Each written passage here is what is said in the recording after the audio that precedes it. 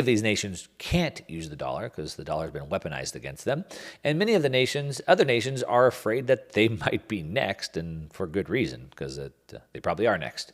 And so they're all trying to figure out what is the next situation. Now, in addition to being afraid of, being sanctioned, which is a pretty big deal, they're also not a fan of the manipulation that's being caused. What do I mean by that? So, as a matter of fact, they put this in a paper. China actually put this in a paper, and he said that they said that the United States is exploiting these other nations, like a modern day colonialism, exploiting these other nations by the ability to print dollars, to print $100 bills that cost the U.S. about 17 cents to produce. But yet the other nations of the world, the actual producers, have to give up $100 worth of goods to get the 17-cent note. And that's exploitive because the U.S. just clicks a button, prints another trilly, sends it over to these nations, and they have to work in the fields and the farms and the mines for years to dig or produce stuff to give us for what the Fed just clicked the button for. So it is. It's highly manipulative. No nation wants that. And so that's all breaking down, okay? So there's lots of need. Now, I want to pound on this for a second. As humans, unfortunately, we're actually pretty basic creatures. We're not basic, but we sort of are. Our motivations are pretty simple. There's two things that motivate us. One, moving towards pleasure, and two, moving away from pain. That's it. And unfortunately, for most of us, a lot of times we don't make moves until the pain is high enough. You might have had a friend or family member who is an alcoholic or drug addict, and you see the problem in their life. You see the problems happening. Their jobs falling apart, their careers falling apart, they're going bankrupt, they're getting divorced, whatever it may be, they're in and out of jail, you name it. But they don't see the problem, and so they don't want to get help. They have to hit rock bottom, right? So only when the pain gets high enough. But for most of these nations, the pain is high enough. Now, if you're Russia, you just got kicked out. The pain is extremely high. Iran, extremely high. But most of these nations are feeling that. And so they're all scrambling for this. But the problem is, like I said, they're kind of going back to gold. Now, gold doesn't work. I went over this. Why? One, because of trust. Trust is gone. How do these nations trust each other? Give me the gold. No, give me the food. No, give me the food. Give me the gold. You go first. No, you go first. Like, how is that going to work? How do I know that you really have the gold that you say you have? How do I know the gold isn't fake? I mean, China got caught with fake gold. So how does that work? We've tried that before. The problem is the world is advancing forward, but they're trying to go backwards. Now, if you tune into me at all, I say all the time, pretty much every show, it's always technology that changes the world. It's always technology. So how does going forward into a more technologically driven world work when you want to go backwards into the monetary system? And it doesn't. It obviously doesn't. And here's why it doesn't. What's happened, and this is why gold failed, what's happened, and even back 100 years ago, the speed of transactions moved up.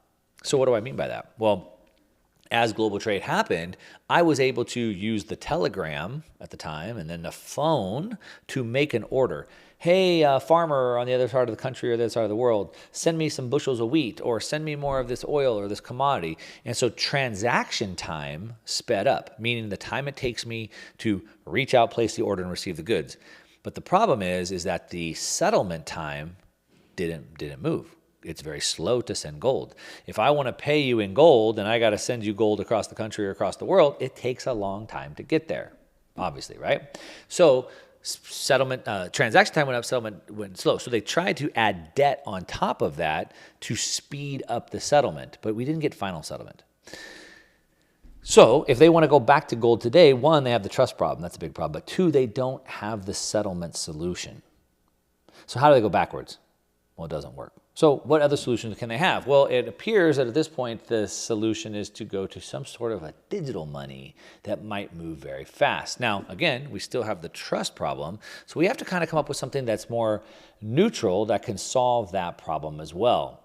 Now, as I said kind of earlier, a lot of people would say that there's no replacement for the dollar because of the correspondent banks and the bond markets and things like that.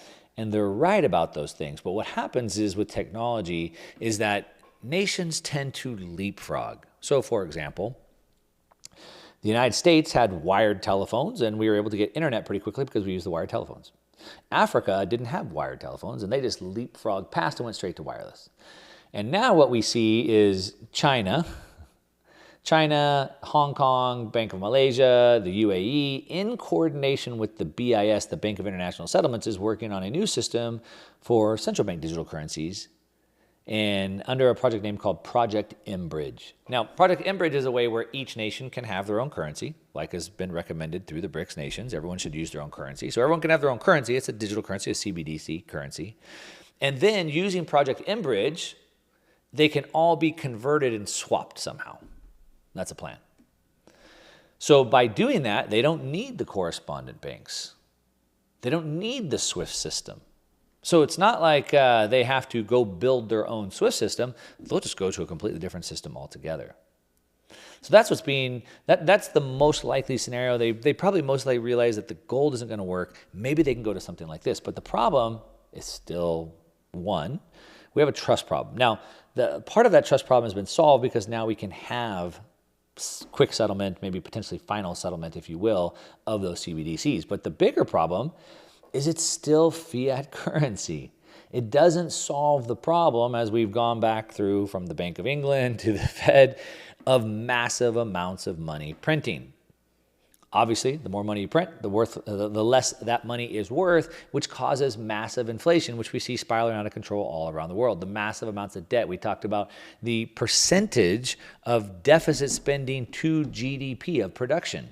Is it completely exploding? Now, it typically happens in wars, and now we have wars everywhere we look. And so, if the government is going to continue to print money, we continue to get more debt, we continue to have more inflation, we continue to have lower standard of living, which causes a breakdown. We cover this all the time in every area of life. And so, if they could take care of the trust problem, if they can take care of the speed of settlement problem, they still have the problem of having a fiat currency, which could be printed in mass. And so, in my opinion, it sort of sounds like, and I posed this question to Peter Zion. I talked to him, I had him on my show, and he kind of set, we had this whole conversation, and he kind of sets this up, how no nation is going to trust each other, and every nation is going to be looking out for themselves, and every nation is going to be trying to manage their own books, their own commodities, their own money, and they're not going to trust each other. And I said, it sort of sounds like we need like a decentralized ledger that nobody can control.